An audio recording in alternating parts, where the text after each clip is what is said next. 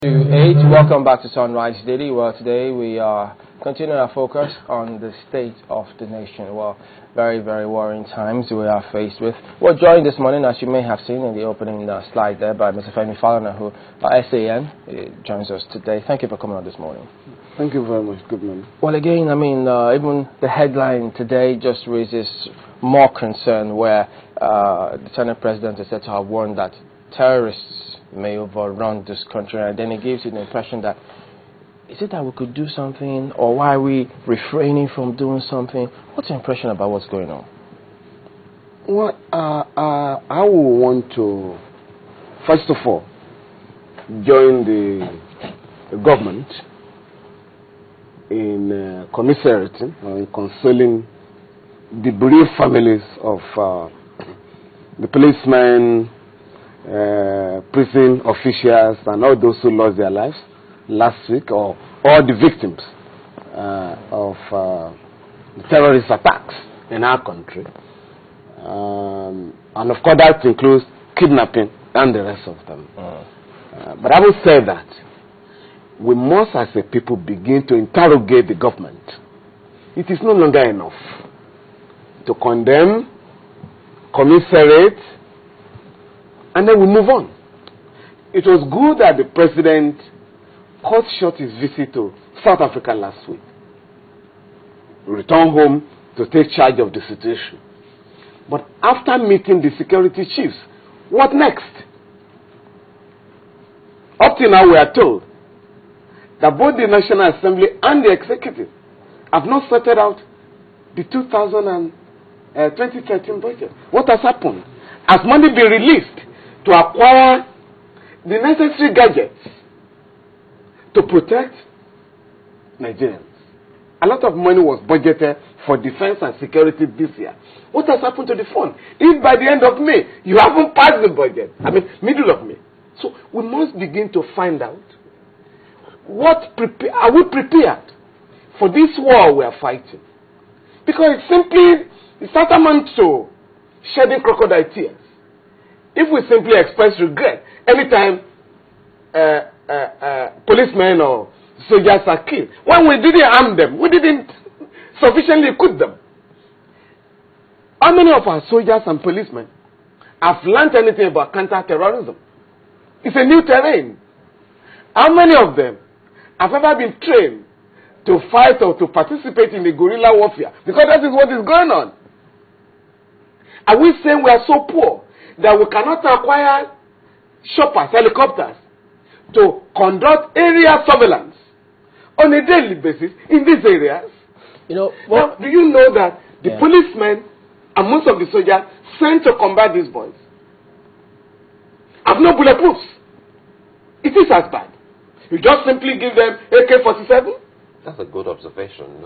But we thought at least we've seen some of them, I don't know, in some other occasions with bulletproof vests. But I think a few. Lately we have a few. Yes. Just a few. I was in Bauchi 3 weeks ago to handle the case.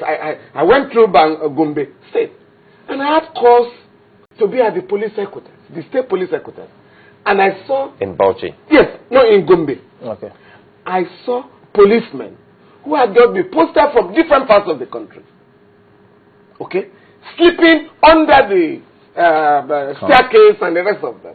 And I had to ask the officers, how can you reduce your men and women to this level? And then you are going to ask them to go and confront Boko Haram? There's no motivation. They are not well trained. They are not equipped. So it's like we're asking them to commit suicide. So these are fundamental things that we need to Very fundamental. Can you believe that last week, it was reported in all the papers, that security chiefs were meeting in Abuja to fine-tune how to harass the governor of Rivers State. It was that same day that we had all these disasters. How can you say in a country that an unknown militia group killed 46 policemen? We're still looking for some of them. Are they really unknown? No, I'm saying that, not much has been heard about that particular group in Nasarawa State. Yeah, but I think before that time... killings are going on all over the place. Kidnappings, Okay. are going on. A Supreme Court justice He's currently looking for his wife and daughter and driver. So there is a war everywhere. And that is why, as Nigerians, we cannot afford to leave the federal government to fight this war. What do we do? What should Just Nigerians like you are doing now. Nigerians must know the level of our ill-preparedness. They're not ready. These boys have more sophisticated weapons Mr. Falana, than our armed forces. Knowing the level of our ill-preparedness, how would that help us in fighting the situation? No, then we'll be able to tell the government what to do. Are you saying that the government doesn't know what to do? No, the political will is not there.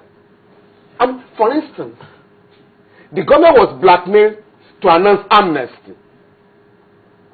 And as soon as the Boko Haram sect rejected the amnesty, in a very embarrassing manner, where do we go from there? But that committee is still meeting. They're still going to prisoners, to prisons. And the committee is already running to contradictions. Wow. The committee was in Kuje prison last week. Yeah. I read in the papers. One of the leaders of MEND said he wanted to talk to the committee. And they said, no, our brief doesn't cover MEND sharps. No.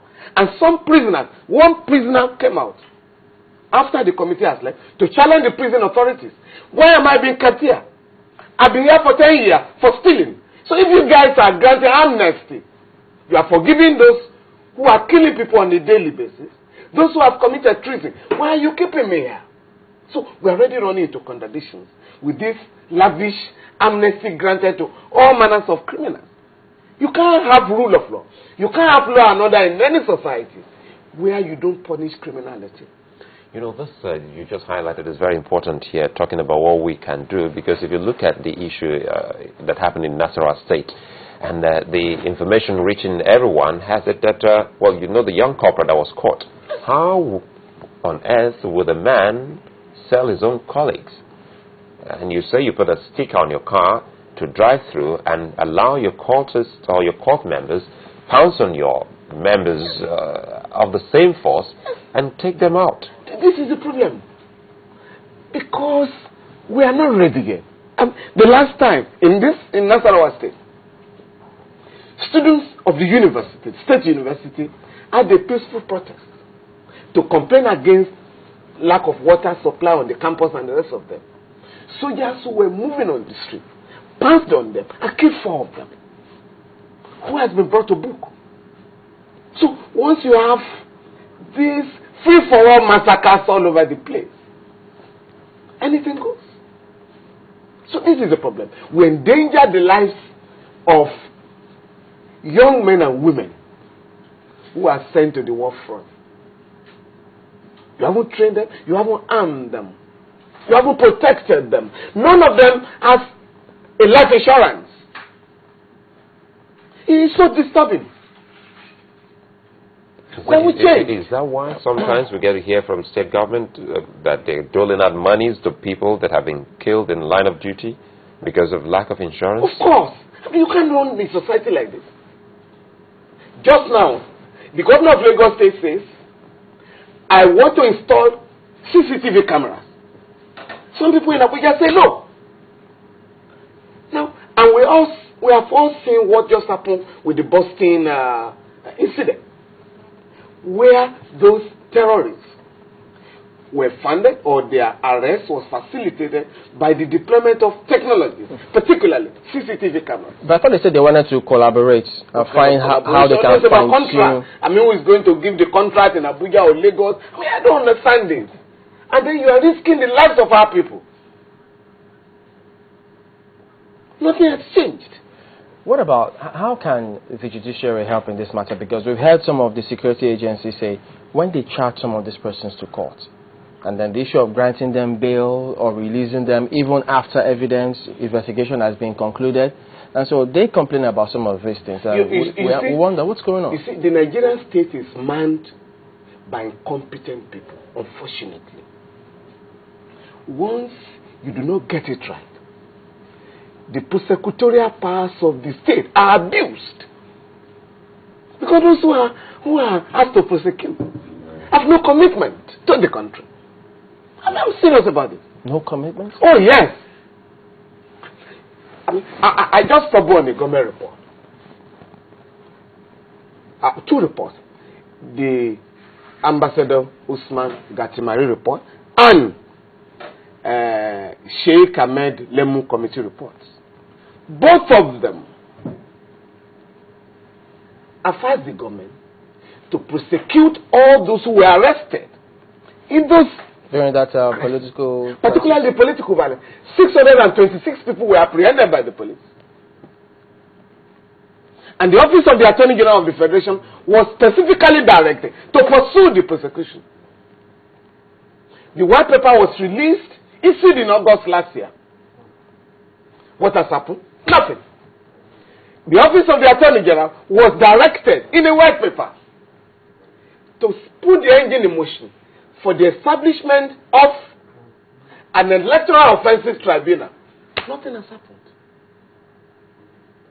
And so many recommendations, including how to intensify the war against corruption, because the committee found that many politicians cannot justify their means of livelihood, and that young men and women who are unemployed in town are driven to criminality. But the white paper, as far as the government is concerned, has been thrown to the dustbin. Not too good a story, because it has become a tradition that every white paper, every recommendation is always the same. In fact, in that report, that's where I'm going. It was recommended that the judiciary should be sensitized to appreciate the enormity of the danger that we face in the hands of some of these dangerous elements. That you should be very circumspect. Judges should be very circumspect in granting bail. And if you are going to grant bail, they should be under very stringent conditions. But the report has not been circulated to anybody. But again, away from that report, sorry, Nyota, is the judiciary doing anything in that regard, trying to see how it can actually cleanse its own house and help in redeeming all of the atrocities happening in the country? I think the current Chief Justice of Nigeria, Honorable Justice Aloma Mukhtar, should be commended for repositioning the National Judicial Council to weed out and remove bad eggs in the judiciary. So far, so good. So far, so good. You think everyone is excited about that? No, not everybody can be excited. Haven't you heard some senior lawyers, challenging the NJC for removing these bad eggs? Because they profit maximally, from illegality. And but can the NJC really take out all the bad eggs? Yeah. I beg your pardon? All the bad eggs, can they really be taken out? No, a number will be taken out. And that is why Nigerians have a duty. All of us, particularly the Nigerian Bar Association, it's no longer enough to accuse the judiciary of corruption. There are damn good judges, so we must not engage in, generalization. We must identify those who are destroying the system and report them to the NJC. Let me ask a question. And I'm confident the NJC will move. The Nigerian Bar Association, before the judges became judges, they were all members of the Nigerian Bar Association. Yes. So that means they have a sort of relationship. Yes. Do we have to get to that point where there's a sort of like bickering